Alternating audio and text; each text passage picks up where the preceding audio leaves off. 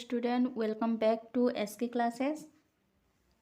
आज के वीडियो में हम देखेंगे समास, जो आपका क्लास 10 हिंदी ग्रामर चैप्टर 5 से जो शब्द रचना है उसका दूसरा टॉपिक है समास। पहला है संधि, वो हम कर चुके हैं, आप प्लेलिस्ट में जाकर देख सकते हैं। दूसरा टॉपिक है समास, जो कि आज हम पूरा समास चैप्टर को कवर करेंगे और नेक्स्ट वीडियो में समास का अभ्यास करेंगे। तो चलिए शुरू करते हैं। पहले जानते हैं समास शब्द का अर्थ क्या है। समास शब्द दो शब्द को मिलाकर बना है, सम प्लस आस, दोनों मिलाकर हुआ है समास। सम का अर्थ होता है पास और आस का मतलब होता है बिठाना। यानी समास का अर्थ होता है दो स्वतंत्र शब्दों के पास पास बिठाने को समास कहते हैं। यानी दो शब्द, अलग अलग दो शब्द को पास पास में रखना या पास पास करके, यानी पास में करके दोनों को मिला के एक नया शब्द बनाने को समास कहते हैं। तो जैसे संधि से नए शब्द का निर्माण होता है, नया शब्द बनता है, उसी तरह समास से भी नया शब्द बनता है। और समास प्रक्रिया से जो शब्द बनता है, जो यौगिक शब्द हुआ, क्योंकि वो दो शब्दों को मिलाकर बन रहा है, तो जो यौगिक शब्द है उसको कहते हैं समासिक पद या फिर समस्त पद, समास पद, समास युक्त शब्द या समासज पद, इसमें से कुछ भी कह सकते हैं। तो हम देखते हैं एक एग्जाम्पल के माध्यम से। चलिए देखते हैं समासज पद को अलग अलग। हाँ, जैसे यहाँ पे एक एग्जाम्पल है, देखिए यहाँ पे प्रत्येक दिन, प्रतिदिन होता है। तो यहाँ पे दो अलग अलग शब्द हैं और इनको मिलाकर एक नया शब्द बना है, तो ये हुआ समासज पद। और इसको अगर हम अलग करके लिखेंगे तो ये हो गया समास विग्रह। समासज पद को अलग अलग करने की रीति यानी नियम या तरीका को कहते हैं समास विग्रह, या फिर उसको सिर्फ विग्रह भी कह सकते हैं। जैसे देखिए यहाँ पे शक्ति के अनुसार यथाशक्ति, तो यथाशक्ति है समासज पद और यथाशक्ति का समास विग्रह है शक्ति के अनुसार। विग्रह के समय दो शब्दों के बीच में कारक चिन्ह या पारस्परिक संबंध सूचक शब्द का प्रयोग होता है। यानी जब हम उस समासज पद का विग्रह करेंगे तो उनके बीच में कुछ कारक चिन्ह आ सकते हैं या संबंध सूचक कुछ भी शब्द आते हैं। कारक चिन्ह क्या है? ये 9वीं क्लास में था। कारक, कर्ता कारक, कर्म कारक, करण कारक, ये सभी कारक हैं और उनके चिन्ह होते हैं ने, को, से, में, पर, के, लिए, का, के, की, रा, रे, री, ना, ने, नी, ये सभी चिन्ह है कारक चिन्ह, जो कि 9वीं क्लास में पढ़ चुके हो। तो जब हम समासज पद का समास विग्रह करेंगे तो वहाँ पे क्या आएगा? कारक चिन्ह आ सकता है या फिर कोई भी संबंध सूचक शब्द आ सकता है। समासज पद में इसका लोप हो जाता है। जब वह समास विग्रह करेंगे और जो समासज पद बनेगा उसमें उसका लोप होता है, यानी कारक चिन्ह हट जाता है। इसको हम आगे अच्छे से समझेंगे। चलिए जानते हैं समास के प्रकार। समास के 4 भेद हैं। अव्ययी भाव समास, तत्पुरुष समास। तत्पुरुष समास के अंतर्गत ही आता है कर्मधारय और द्विगु समास। नेक्स्ट है तीसरा द्वंद्व समास और चौथा है बहुव्रीहि समास। एक एक करके हम सभी को देखेंगे। चलिए पहला देखते हैं।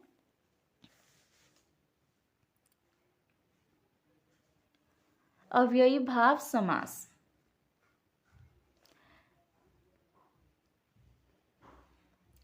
इस समास में पूर्व पद अव्यय या उपसर्ग होता है। पूर्व पद किसे कहते हैं समास में? जैसे यहाँ पे देखिए प्रत्येक दिन है, तो यहाँ पे पूर्व पद जो पहले है उसको पूर्व पद कहते हैं, और जो बाद में है उसको उत्तर पद कहते हैं। तो यहाँ पे पूर्व पद कौन सा है? प्रत्येक। और उत्तर पद कौन सा है? दिन, है ना। तो इस समास में जो समासज पद है उसका पूर्व पद क्या होगा? अव्यय होगा या फिर उपसर्ग होगा। जैसे यहाँ देखिए समासज पद ये है, इसका पूर्व पद कौन सा है? यथा।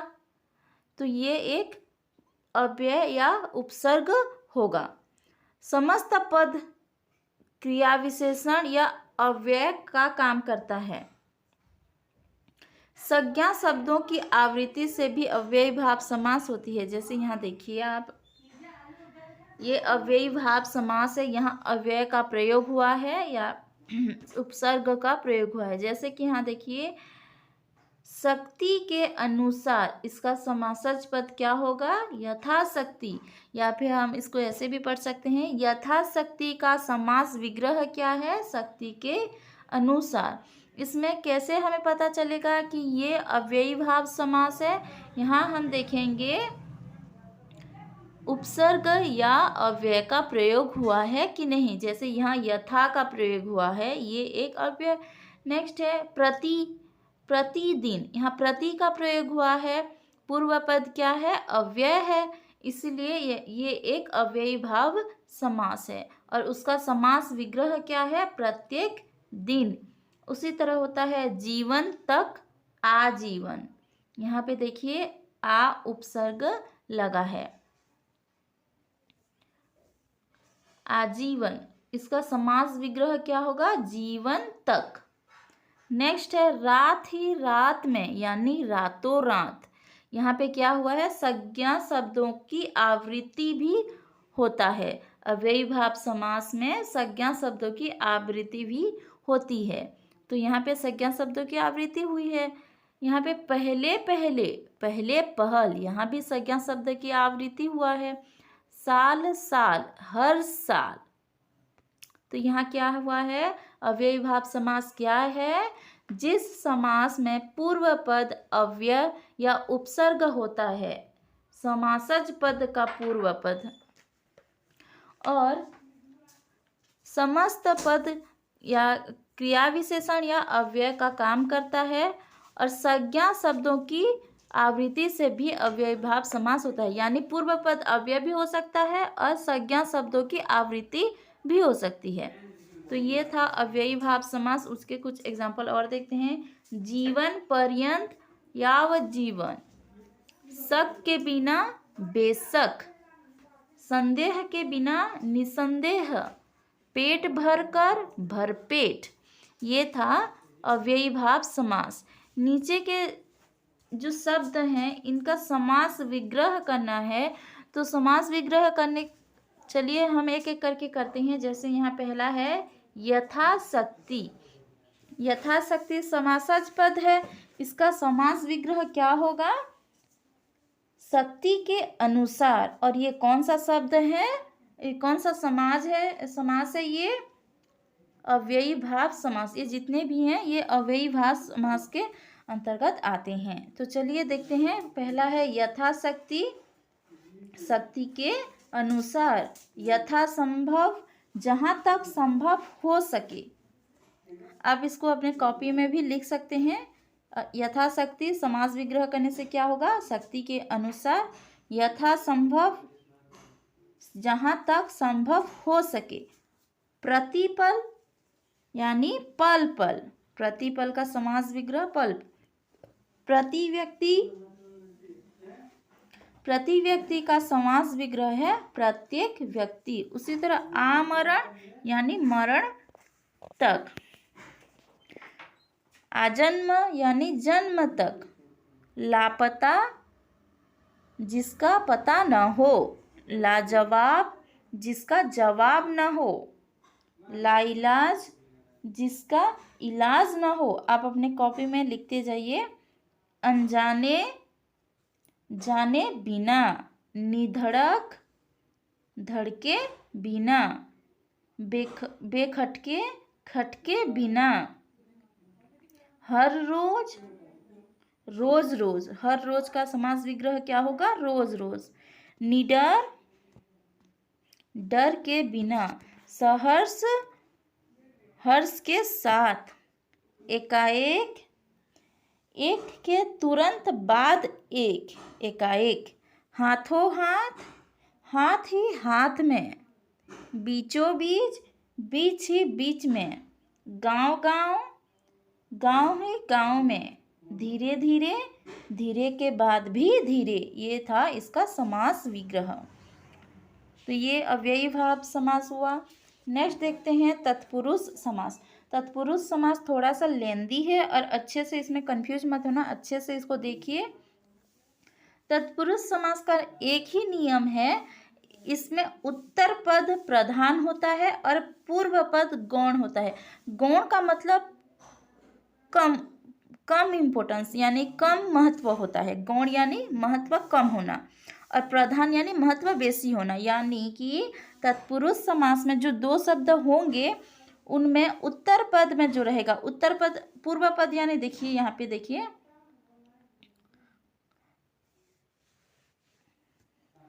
यहाँ देखिए स्वर्ग प्राप्त है ना, यहाँ पे एक एग्जाम्पल है स्वर्ग प्राप्त। तो यहाँ पे स्वर्ग क्या है? पूर्व पद है और प्राप्त क्या है? स्वर्ग पूर्व पद है और प्राप्त उत्तर पद है। तो यहाँ पे हमेशा उत्तर पद का उत्तर पद प्रधान और पूर्व पद गौण रहेगा। और यहाँ पे उत्तर पद विग्रह करते समय हम यहाँ पे क्या करेंगे? कारक चिन्ह का प्रयोग करेंगे। कारक चिन्ह मैं पहले ही बता चुकी हूँ, जो कि है को, से, के लिए, का, के, की, में, पर और भी हैं कारक चिन्ह। तो इसमें तत्पुरुष समास में कारक चिन्ह लगते हैं और समासज पद में कारक चिन्ह का लोप होता है। जैसे यहाँ देखिए स्वर्ग को प्राप्त, यहाँ पे कारक चिन्ह क्या है? को है। तो जब हम इसका समासज पद बनाते हैं तो स्वर्ग प्राप्त हो जाता है, यानी यहाँ पे कारक चिन्ह का लोप हो जाता है। तत्पुरुष समास में क्या होता है? उत्तर पद प्रधान होता है और पूर्व पद गौण होता है। गौण यानी कम महत्व रहता है और यहाँ पे कारक चिन्ह का प्रयोग होता है और कारक समासज पद में कारक चिन्ह का लोप हो जाता है। तो बहुत सारे टाइप्स के तत्पुरुष समास हैं, यानी तत्पुरुष समास बहुत अनेक प्रकार के हैं। तो चलिए एक एक करके देखते हैं। पहले हम देखेंगे कारक चिन्हों के आधार पर, जो कारक चिन्ह है उनके आधार पर तत्पुरुष समास, उनके कारक चिन्हों के आधार पर तत्पुरुष समास के 6 भेद हैं, 6 प्रकार के हैं। तो जो कारक है, कर्ता कारक, कर्म कारक, तो वहाँ पे पहले जो कर्ता कारक होता है ना, वो यहाँ नहीं लगता है, यानी समास में कर्ता कारक का चिन्ह कर्ता कारक नहीं होता है। दूसरे से यानी कर्म से, कर्म कारक से ये होता है। तो तत्पुरुष समास कितने प्रकार के होते हैं? कारक चिन्ह के आधार पर 6 प्रकार के होते हैं। पहला है कर्म तत्पुरुष, क्योंकि कर्ता तत्पुरुष नहीं होता है, कर्ता कारक का नहीं लगता है, एक बात का याद रखिए। तो पहला है कर्म तत्पुरुष। कर्म तत्पुरुष हमें कैसे पता चलेगा? इसमें को का लोप हो जाता है, यानी कौन सा कारक चिन्ह का प्रयोग होगा? यहाँ को, जैसे स्वर्ग को प्राप्त, स्वर्ग प्राप्त, यहाँ पे स्वर्ग को प्राप्त समास में क्या हुआ है? समासज पद स्वर्ग प्राप्त। उसी तरह शरण को आगत, यहाँ पे शरण को आगत समास होकर क्या बना है? शरणागत। यहाँ को का लोप हुआ है, यानी कर्म तत्पुरुष में कौन सा कारक चिन्ह का प्रयोग किया जाता है? को। और आपको क्वेश्चन में ये ऐसे पूछा जाएगा कि जैसे कि चिड़ी मार, चिड़ी मार समासज पद का समास विग्रह कीजिए और उसका समास का कौन सा समास है उसका नाम लिखिए। तो हमें कैसे पता चलेगा? हम यहाँ पे समास विग्रह करेंगे, चिड़ियों को मारने वाला चिड़ी मार। और ये कौन सा समास है? कर्म तत्पुरुष। क्यों? क्योंकि यहाँ को का प्रयोग किया गया है और यहाँ पे चिड़ियों को मारने वाला, तो यहाँ क्या है,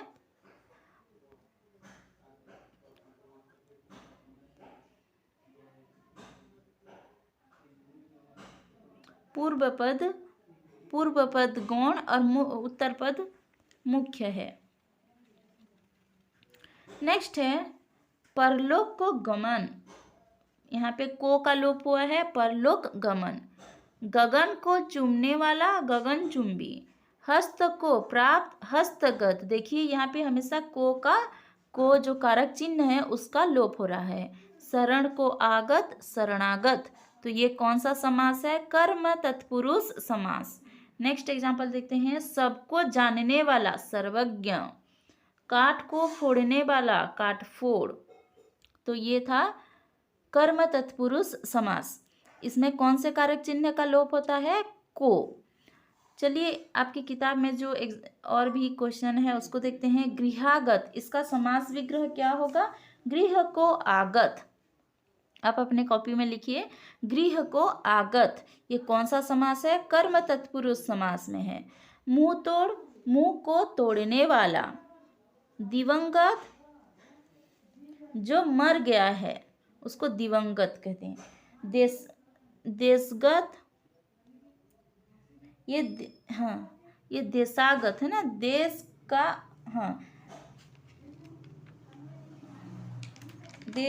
देश को आगत होगा ये, है ना, देश को आगत होगा। यहाँ पे थोड़ा मिस्टेक है, देशागत होगा, देशगत दिया है, देश को आगत होगा यानी देश को आने वाला। नेक्स्ट है आशातीत,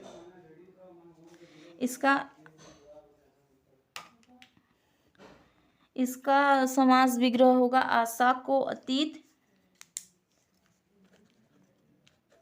या फिर हम कह सकते हैं आशा से अतीत, ये भी सही रहेगा।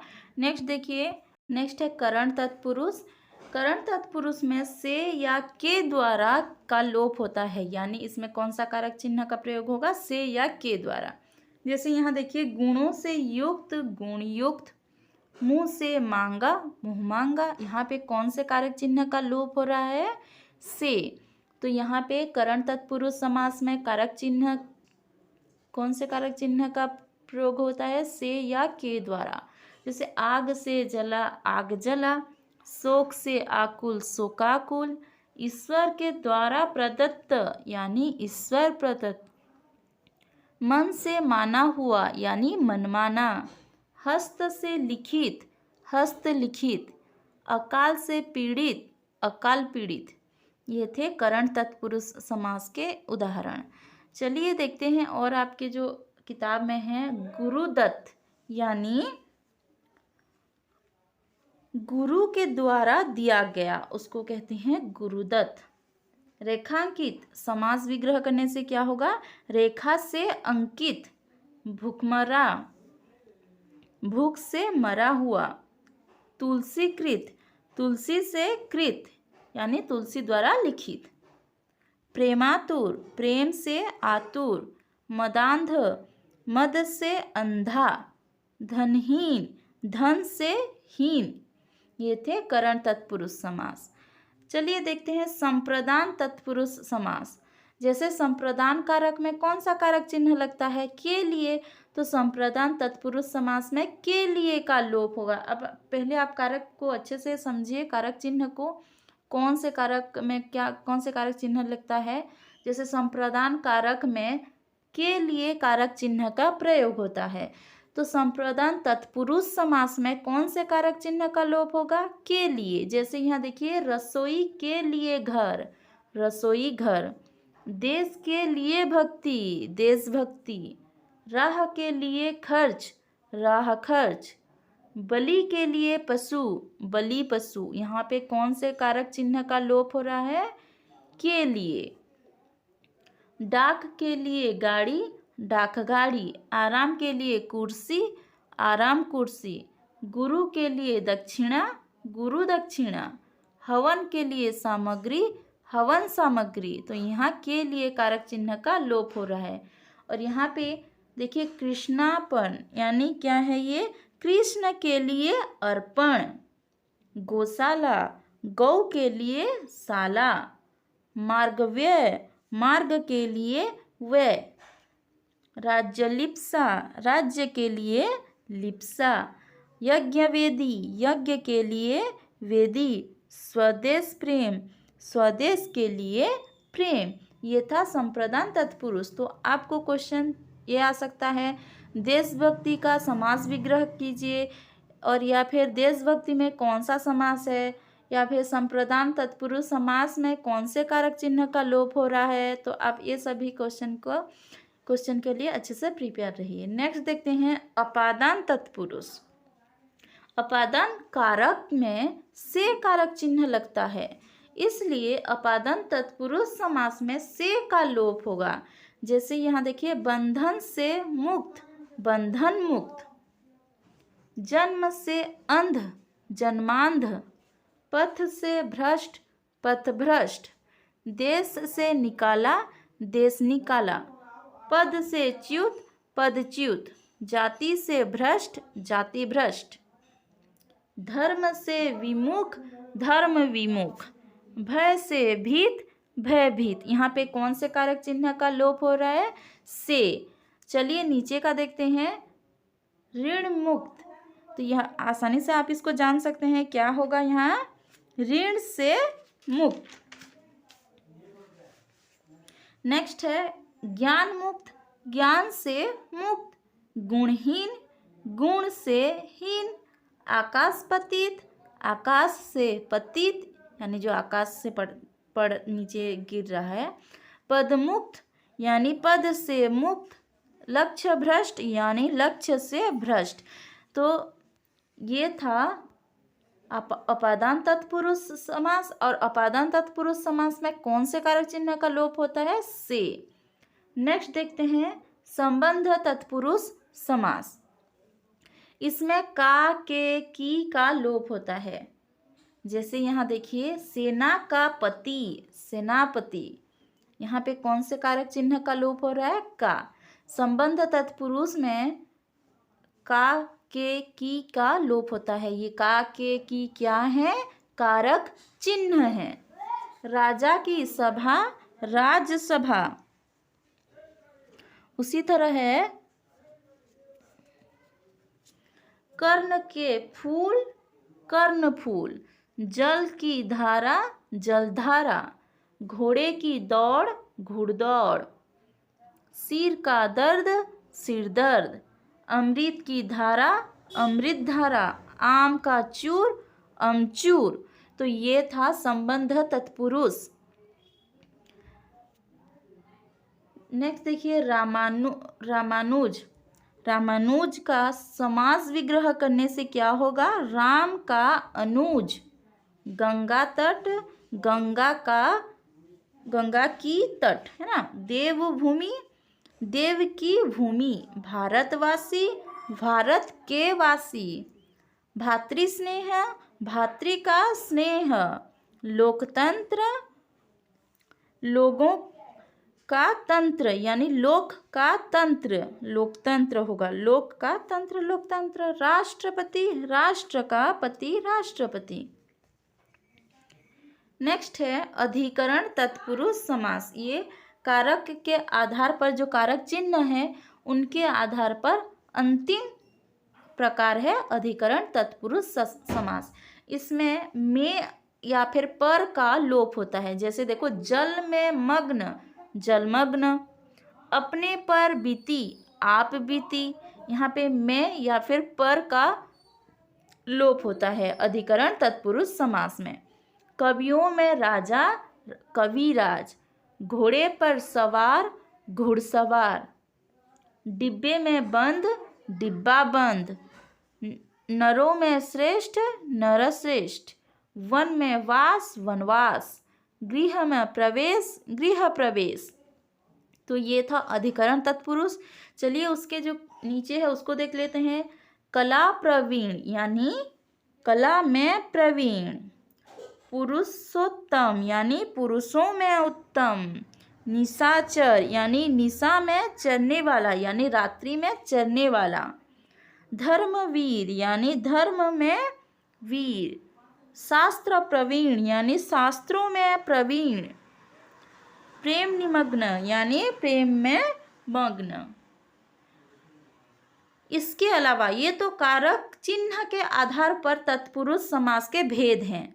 चलिए देखते हैं और भी तत्पुरुष समास के अलग अलग भेद हैं। जैसे देखो यहाँ 5 भेद और हैं, जैसे उपपद तत्पुरुष, मध्यपद लोपी तत्पुरुष, तत्पुरुष कर्मधारय तत्पुरुष और द्विगु तत्पुरुष। चलिए एक एक करके देखते हैं। पहले देखेंगे उपपद तत्पुरुष। उपपद तत्पुरुष समास में उत्तर पद क्रिया से बना हुआ है। उत्तर पद आपको पता है ना, पूर्व पद और उत्तर पद। देखो यहाँ दीवा को करने वाला, तो इसमें पूर्व पद है दीवा और करने वाला यानी ये है उत्तर पद। तो उत्तर पद क्या होगा, क्रिया से बना होगा। जैसे करने वाला, करना क्रिया से बना है। लेने वाला है ना, लेना क्रिया से बना है। लेने वाला एक क्रिया शब्द से बना हुआ है। तो क्या होता है उपपद तत्पुरुष समास में, उत्तर पद क्रिया से बना हुआ कृदंत होता है, यानी उत्तर पद क्रिया से बना हुआ होता है। देने वाला, करने वाला, लेने वाला, काटने वाला, ये गमन करने वाला, ये सभी क्रियापद से बना हुआ कृदंत है। तो चलिए देखते हैं उपपद तत्पुरुष। तो आप कैसे पहचानोगे, ऐसे करने वाला, जाने वाला, लेने वाला, काटने वाला, देने वाला, खाने वाला, गमन करने वाला, खेलने वाला, इस तरह के शब्द होंगे तो वो क्या होगा, उपपद तत्पुरुष होगा। जैसे यहाँ देखिए दीवा को करने वाला यानी दिन को करने वाला, किसे क्या कहते हैं हम, दिवाकर। सम यानी कि शांति को करने वाला शंकर। कुंभ को करने वाला कुंभकार यानी कुंभ को बनाने वाला। व्योम यानी आकाश में गमन करने वाला विहंगम यानी जो आकाश में गमन करते हैं। उर से गमन करने वाला ऊरग। पंख में जन्म लेने वाला पंकज। कान को काटने वाला कनकट्टा। पै को देने वाला पयोध। तो ये था उपपद तत्पुरुष समास। नेक्स्ट देखते हैं मध्यपद लोपी तत्पुरुष। अब नाम से ही उसको समझ सकते हैं, मध्यपद लोपी तत्पुरुष यानी मध्य पद का लोप हो जाएगा। इसमें पूर्व पद और उत्तर पद के बीच के कारक चिन्ह सहित सारे पद लुप्त हो जाएंगे। यानी कारक चिन्ह तो उसका लोप होगा, उसके साथ साथ जितने भी और पद हैं सब लोप हो जाएंगे। जैसे यहाँ देखो पवन से चलने वाली चक्की, तो यहाँ कारक चिन्ह से है, से के साथ साथ जो ये चलने वाली है वो भी लोप हो जाएगा। यानी पवन से चलने वाली चक्की, पवन चक्की। तो मध्य पद लोपी क्यों कहा गया है, क्योंकि यहाँ बीच में जितने भी पद हैं उन सभी का लोप हो जा रहा है, यानी वो सभी हट जा रहे हैं। तो यहाँ पे मध्य पद लोपी तत्पुरुष समास हुआ है, यानी सभी में मध्य पदों का लोप हो गया है। पवन से चलने वाला चक्की, पवन चक्की। वन में रहने वाला मानुष, वनमानुष। तुला में बराबर दिया जाने वाला दान, तुलादान। देखिए यहाँ बीच में जितने भी पद हैं सभी का लोप हो रहा है, यानी सभी गायब हो जा रहे हैं जब हम समासज पद में उसको लिखेंगे। बैलों से चलने वाली गाड़ी, बैलगाड़ी। गोबर से बना गणेश, गोबर गणेश। घृत से मिश्रित अन्न, घृतान्न। पर्णों से निर्मित शाला, पर्णशाला। गुरु के संबंध से भाई, गुरु भाई। तो ये क्या था, मध्य पद लोपी तत्पुरुष समास। नेक्स्ट है नंज तत्पुरुष समास। यहाँ पे निषेध या अभाव के अर्थ में पूर्व पद न के स्थान पर अ या अन हो जाता है। यानी देखिए जो न है वो क्या हो जाएगा, समासज पद में अ या अन हो जाएगा। किस अर्थ में, निषेध यानी मना करने के अर्थ में, या फिर अभाव के अर्थ में क्या हो जाएगा, न के स्थान पर अ या अन हो जाएगा। जैसे यहाँ देखो न आचार, न आचार, तो यहाँ क्या हो गया, अनाचार। देखो न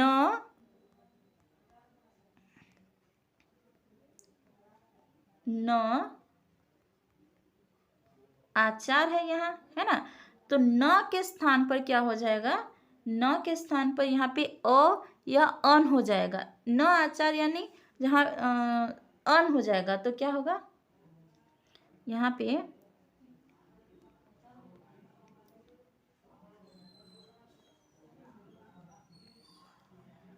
न के स्थान पर हो जाएगा अन, अन, अन प्लस आचार। देखो यहाँ पे न और आ मिलाकर ना हुआ, अनाचार। क्या हुआ, अनाचार। यहाँ पे क्या हुआ, अनाचार। उसी तरह न पूर्ण अपूर्ण, यह न के स्थान पर क्या हुआ है, अ। न आश्रित अनाश्रित, यहाँ पे न के जगह पे क्या हुआ है, अन। न संभव असंभव, यहाँ अ हुआ है। न आगत अनागत, न योग्य अयोग्य, न भाव अभाव, न हित अहित। तो किस अर्थ में, निषेध या अभाव के अर्थ में। जैसे नेक्स्ट है ये था नंच तत्पुरुष समास। नेक्स्ट है कर्मधारय तत्पुरुष समास।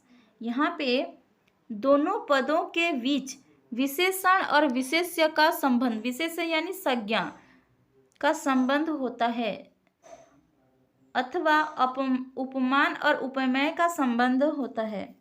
देखो उपमान क्या है, उपमेय क्या है, उसको पहले समझ लेते हैं।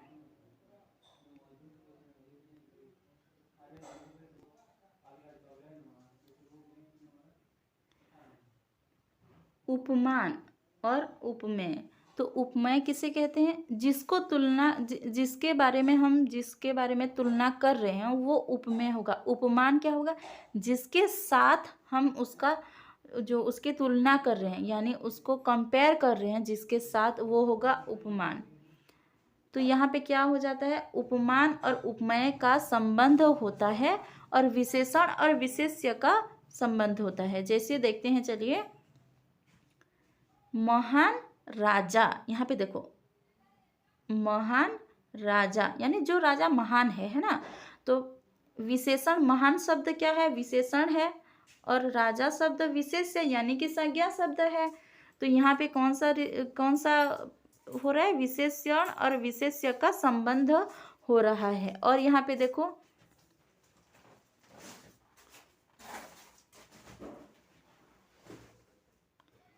महान राजा महाराजा। उसी तरह नीली गाय नील गाय, शुभ आगमन शुभागम, सतजन सज्जन, अंधविश्वास अंधविश्वास, महान ऋषि महर्षि।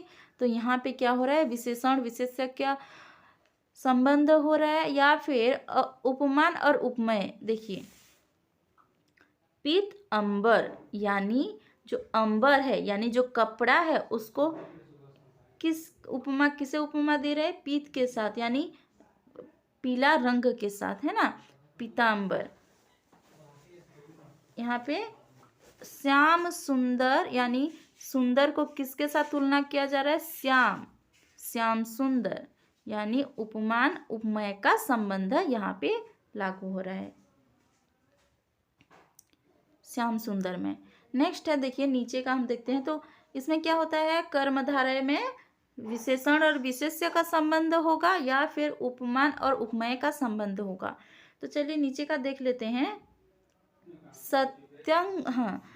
सत्संगति यानी सत्संगति, उच्च शिखर यानी ऊंचा शिखर, नील गगन, समास विग्रह क्या होगा, नीला गगन, नीलकंठ, नीलकंठ का नीला कंठ या फिर नीलकंठ, काला पानी, इसका काला पानी ही होगा, काला पानी अलग अलग है ना। नेक्स्ट है लघु मानव, ये भी लघु मानव यानी जो मानव छोटा है। नीचे देखते हैं, उपमान उपमेय के आधार पर कर्मधारय तत्पुरुष समास के 3 उपभेद, यानी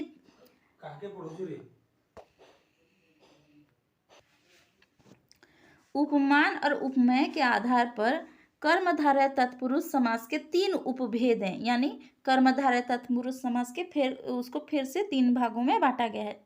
पहला है उपमान कर्मधारय, उपमित या उपमेय भी इसको कहते हैं कर्मधारय, और रूपक कर्मधारय। चलिए, उपमान कर्मधारय, इसमें क्या होता है, जिससे उपमा दी जाए, यानी क्या है, उपमान है ना, वो पहले रहता है, और जिसकी उपमा दी जाए, यानी क्या, उपमेय, वो बाद में रहता है। उपमेय क्या है, जिसको हम क्या कर रहे हैं, कंपेयर कर रहे हैं, और जिसके उपमान क्या है, जिसके साथ हम कंपेयर कर रहे हैं। तो चलिए यहाँ पे पहले क्या होगा, उपमान होगा।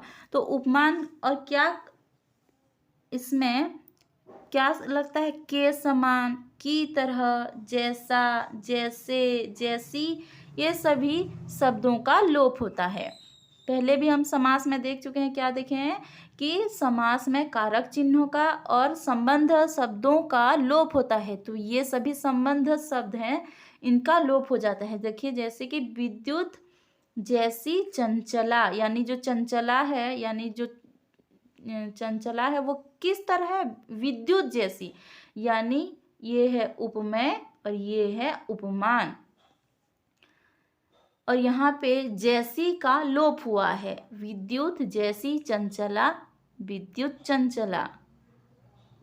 घन की तरह श्याम, तो जो श्याम है वो कैसा है, किसके साथ उसको तुलना की जा रही है, घन की तरह। तो यहाँ पे घन हो गया उपमान और श्याम हो गया उपमेय। तो क्या पहले रहा है, जिससे उपमा दी जाए, यानी उपमान, और बाद में क्या है, उपमेय, जिसकी उपमा दी जाए, यानी श्याम की उपमा दी जा रही है, किसके साथ, घन के साथ। और यहाँ पे कौन से चिन्ह का, यानी कौन से शब्द का लोप हो रहा है, की तरह, घन की तरह श्याम, घनश्याम। आप अपने कॉपी में लिख सकते हैं, श्याम है उपमेय और घन है उपमान।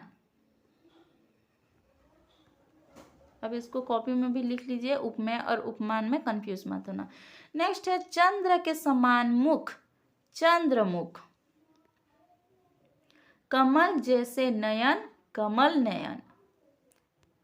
ये था उपमान कर्मधारय, क्योंकि यहाँ उपमान पहले आता है। नेक्स्ट है उपमित कर्मधारय। इसमें उपमेय पूर्व पद होता है और उपमान उत्तर पद, यानी पहले उपमेय रहेगा और उसके बाद उपमान रहेगा। तो वो क्या होगा, उपमित कर्मधारय समास। जैसे यहाँ देखो, नर सिंह के समान, यानी नर की तुलना हो रही है, यानी नर उपमेय है, और किसके साथ तुलना किया जा रहा है, सिंह के साथ। तो सिंह उपमान है, तो पहले क्या है, उपमेय है, और दूसरा पद क्या है, उपमान है। तो यहाँ नरसिंह क्या हो गया, उपमित कर्मधारय समास हो गया। अधर पल्लव के समास, अधर पल्लव, तो ये था उपमित कर्मधारय, यानी उपमान का पूरा उल्टा उपमित, पूरा विपरीत है। जैसे यहाँ पहले क्या आएगा, उपमान, उसके बाद आएगा उपमेय। यहाँ पे उपमित में पहले आएगा उपमेय और दूसरे शब्द में आएगा उपमान। दोनों समझ में आया। नेक्स्ट देखिए, रूपक कर्मधारय। रूपक कर्मधारय समास में उपमेय को ही उपमान कह दिया जाता है, यानी दोनों में कोई भी डिफरेंस नहीं है, दोनों को ही समान कहा जाता है, यानी दोनों एक दूसरे के समान है। जैसे मुख ही है चंद्र, यानी मुख जो है वो चंद्र ही है, यानी दोनों को समान कहा जा रहा है, तो क्या होगा, मुख चंद्र। विद्या ही रत्न, यानी विद्या को रत्न कहा जा रहा है। यहाँ पे उपमेय और उपमान दोनों में कोई डिफरेंस नहीं है, दोनों ही समान कहा जा रहा है। तो यहाँ पे क्या होगा, रूपक, यानी दोनों एक जैसी। विद्या रत्न, ज्ञान रूपी अमृत, ज्ञानामृत, यहाँ पे ज्ञान और अमृत को एक ही कहा जा रहा है, यानी दोनों में कोई भी डिफरेंस नहीं है। देह रूपी लता, देहलता, तो ये था रूपक कर्मधारय समास। नेक्स्ट देखते हैं द्विगु समास। द्विगु समास पहचानने का सबसे आसान तरीका है, पूर्व पद संख्यावाचक होता है। पूर्व पद क्या है, जो पहला पद है, और उत्तर पद क्या है, जो दूसरा पद है। तो पूर्व पद संख्यावाचक विशेषण होता है और उत्तर पद संज्ञा होती है। संज्ञा आपको समझ में आया है कि इंग्लिश में उसको नाउन कहते हैं ना, तो संज्ञा होती है। तो यहाँ चलिए देखते हैं एग्जाम्पल में, देखिए 3 लोकों का समूह क्या हुआ है, त्रिलोक। यहाँ पे है ना पूर्व पद संख्यावाचक विशेषण और उत्तर पद संज्ञा। पंचवटों का समाहार पंचवटी, सप्त सिंधुओं का समूह सप्त सिंधु। देखो यहाँ पूर्व पद क्या है, संख्यावाचक है और उत्तर पद संज्ञा है। दोपहरों का योग दोपहर। चलिए किताब के और क्वेश्चन देखते हैं। चौराहा, यहाँ इसका आंसर क्या होगा, इसका समास विग्रह करने से क्या होगा, 4 राहों का समाहार। तो ये देखो समाहार, इसको आप अपने कॉपी में लिख लीजिए। षड ऋतु, 6 ऋतु का समाहार। सप्तपदी, 7 पदों का समाहार। इकन्नी, 1 आने का समाहार। नवग्रह, 9 ग्रहों का समूह। सतसई, 700 का समाहार। नवनिधि, 9 निधियों का समूह। ये था द्विगु समास, आप इसको अच्छे से याद रखिए। नेक्स्ट है द्वंद्व समास। द्वंद्व समास भी बहुत आसानी से पहचाना जा सकता है। इसमें 2 या 3 पद होते हैं और पद के बीच में और या का लुप्त हो जाता है, यानी उसमें कुछ चेंजेस नहीं होते हैं। जैसे माँ और बाप, माँ बाप, यहाँ पे जो शब्द हैं उसके बीच क्या लगा है, और या फिर या का लगता है और समासज पद में उसका लोप हो जाता है। माँ और बाप, माँ बाप, यानी दोनों का महत्व बराबर है। माँ और बाप, ये पूर्व पद और उत्तर पद दोनों का महत्व बराबर होता है इसमें। जैसे माता और पिता, माता पिता, पूर्व पद और उत्तर पद दोनों का महत्व समान है और इसमें और का लोप हुआ है। तो ये क्या है, द्वंद्व समास है। उसी तरह अर्ण और जल, अर्ण जल। आज और कल, आज कल। आगा और पीछा, आगा पीछा। सुख और दुख, सुख दुख। धर्म या अधर्म, धर्माधर्म। पाप और पुण्य, पाप पुण्य। उसी तरह क्या होगा, नीचे का देखिए, बाप दादा, बाप और दादा। राजा रानी, राजा और रानी। आचार विचार, आचार और विचार। लोटा डोरी, लोटा और डोरी। दाल भात, दाल और भात। ये बहुत इजी है। नेक्स्ट है बहुव्रीहि समास।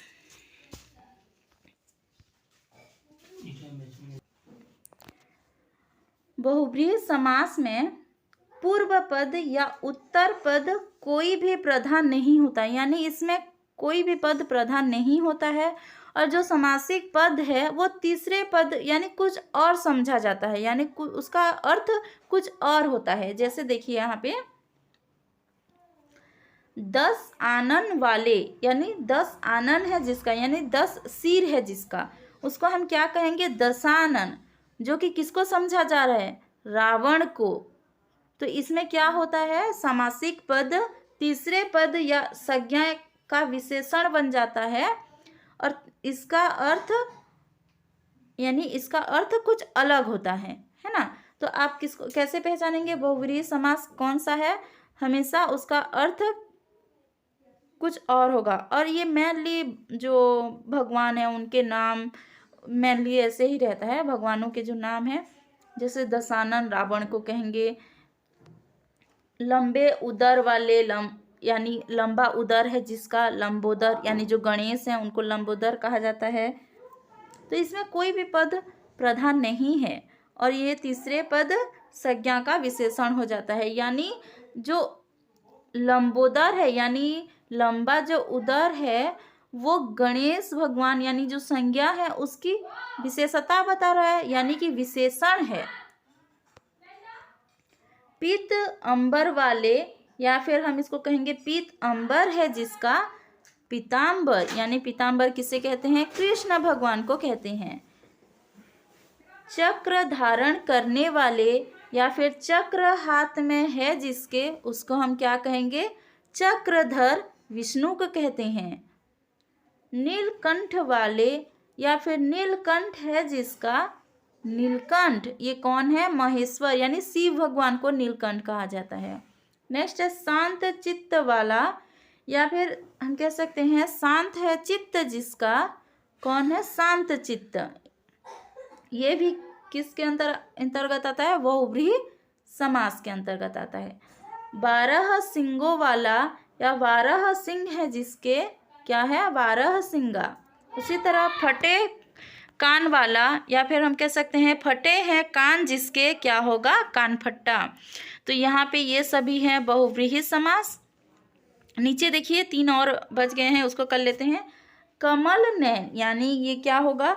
कमल के, हाँ, कमल नैन क्या होगा?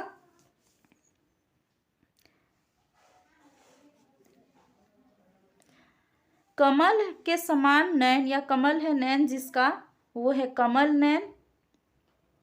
अंशुमाली, अंशु है माला जिसकी, यानी सूर्य को कहा जाता है। वीणा पाणी, वीणा है जिसके पाणी में, यानी कर में, यानी हाथ में, जिसके हाथ में वीणा है, कौन है वो? सरस्वती। तो ये था बहुव्रीहि समास। तो समास का पूरा चैप्टर कंप्लीट हो गया। आई होप आप सभी को पसंद आया है, और पसंद आया है तो वीडियो को लाइक करें, अपने दोस्तों के साथ शेयर करें, और चैनल को सब्सक्राइब करके रखें और नोटिफिकेशन बेल को ऑन करके रखें, ताकि जो नेक्स्ट इसका जो अभ्यास है उसको मैं नेक्स्ट अपलोड करूँगी तो आप तक नोटिफिकेशन पहुँच जाएगा। Thanks for watching.